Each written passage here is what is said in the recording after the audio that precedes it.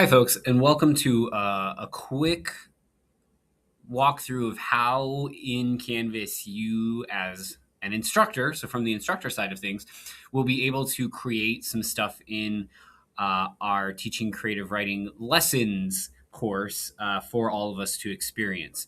I'm going to try to keep this relatively brief. I'm going to show you just how to do 4 things that I think are what the majority of you will probably want to create in your module. But if there are things I don't go over here, or if you encounter any hiccups or challenges, please just shoot me an email, a Canvas message, or post a question in the appropriate discussion board in our actual course. The goal here is not for this to be, the challenge is not for you to learn how to use and build in Canvas.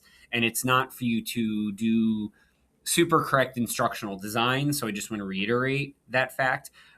This is certainly more and completely about the content that you create instead of what it looks like. So accessibility and ease of reading and those things are important, but they are not the focus of our class. So the good news is, if and when you get a teaching job, your institution will have resources, support staff, professional development, training opportunities, and all those sorts of things for you to learn how to do those things.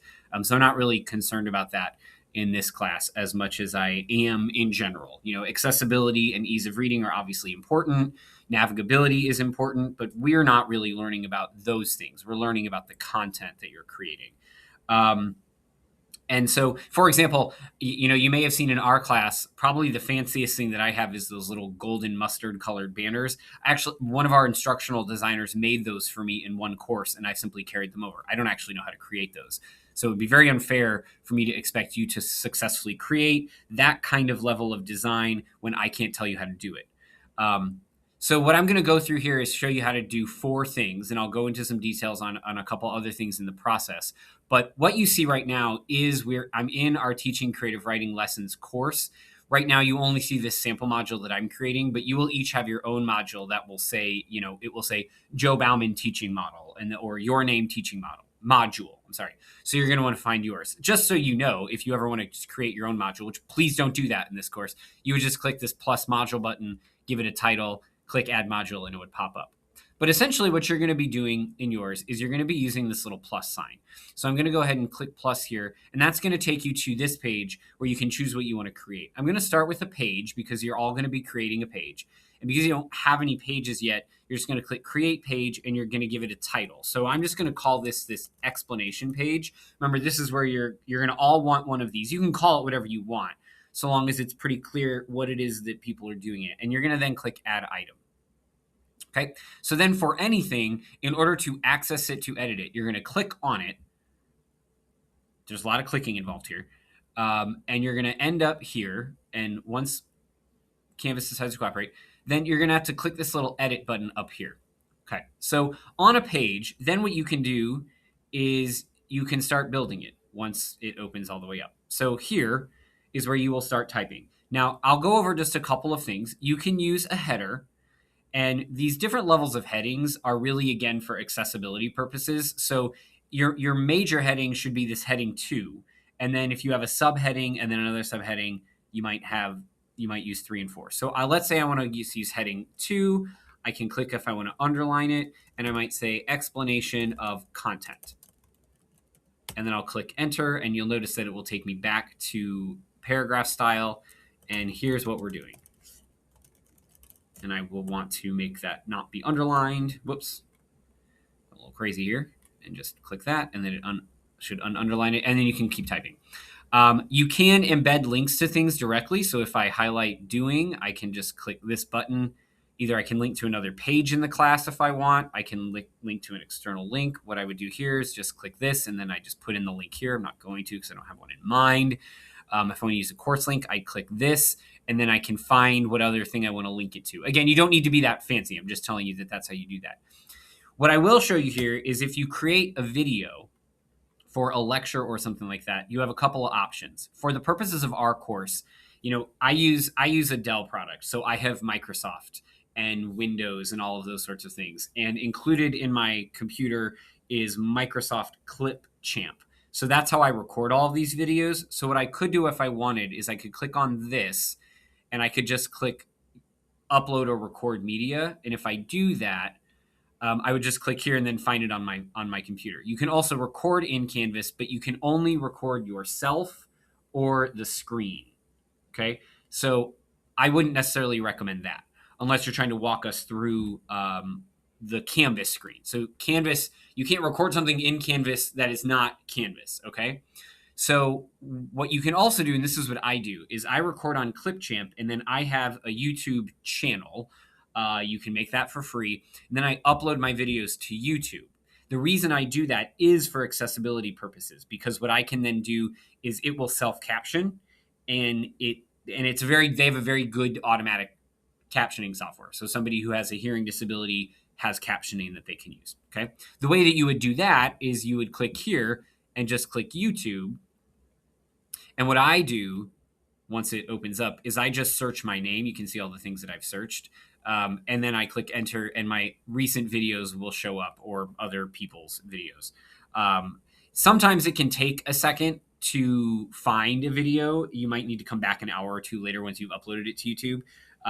But essentially, you can do anything you want there. So this is if you just have a page of content. I would not assign an availability. You don't need to do any of this. You can just leave this blank and it will always be there. And then you just click save and publish. Now, if you want to keep working on it, you can just click save. But you can also click save and publish, and it will be available for people to look at. Okay, so that's how you make a page. So next, I'm going to do the other easy one that I know most of you are going to use, and that is an external link to something that you want us to read. This is really easy. So you just click external URL. I'm just going to go pick just the New Yorker's website, just by way of example. So I'm just going to click on the New Yorker. All I'm going to do is I'm going to copy, so Control C there. I'm going to put the URL right here, and then I'm going to put New Yorker. You can load this in a new tab if you want. You don't have to, and then just click Add Item. Now, for some reason, external URLs don't automatically publish, so all you got to do to publish that is click this little button here, and once it's got a green check, publish means that people will be able to see it. Okay, so that's how you do that. So then, third thing of 4 is a discussion board. So I'm going to click discussion here. So I went over to my plus button. I'm going to click create topic, and I'm just going to call this discussion of the New Yorker. Okay. So then I click on it, and once again, I click there. It takes its time. So over here, because everything in Canvas is slightly different, which is just great, I have to click on these 3 little dots, and I have to go to edit so that I can edit the discussion. Now, there's lots of different things that you can do with discussions here. So here, this is kind of just like how the page worked. You can, on the page, so when you create a page, you have the same set of options. So I'm just going to put instructions here. Okay. Misspell instructions. And so then you got a bunch of options. So you can decide if people can do things anonymously. I would suggest not doing things anonymously. And then you can do all sorts of different things. You can make it so that people have to reply to the topic before they see other replies. At the graduate level, I don't think that's that important, but I might do that for the purposes of an undergrad one. I've never used a podcast feed, but you can do that. If you want to grade it, you can have it be graded. If you want to allow people to like it, you can. A group discussion gets a little complicated. That means that very specific students you'll have to assign students to only see each other's work or respond to each other's work. I would maybe not do that, even if you are going to have some kind of grouping. There's also this assign graded checkpoints, and I'll come back to that in a second. You can also have whether the default state is for threads to all be expanded, so all of the replies show up, or collapsed where they don't. I would say collapsed where they don't, because it slows your computer down loading pages if it's expanded. Let students choose to do that. So then here's where you can identify how many points it's worth. You can change the assignment group for your purposes. Just pick however many points you want it to be. I would keep peer reviews off.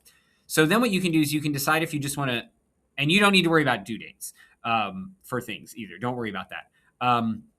But you can, if you want, this is just for your edification, assign graded checkpoints. So if you do that, in addition to putting the number of points, you'll be able to indicate, so they get 5 points for replying to the topic. They have to reply to 3 classmates, and they get 5 total points for the replies. It just breaks down and gives them a different set of due dates. And so now I'm just going to click Save and Publish. And now I have my discussion. And again, you can get as fine-toothed as you want. These are your discussions for you to manifest however you want or to tinker with. Okay, and then the last thing I'm going to show you is how to create an assignment. So if you have an exercise you want students to do, I'm going to click create assignment, and I'm going to just call this writing exercise. We're going to add our item, and then I'm going to click on it, and I'm going to click on the edit button. And then again, it's the same text box that will pop up shortly for putting in your instructions. So I'm just going to put instructions here. And then I'm going to indicate that it's worth 10 points.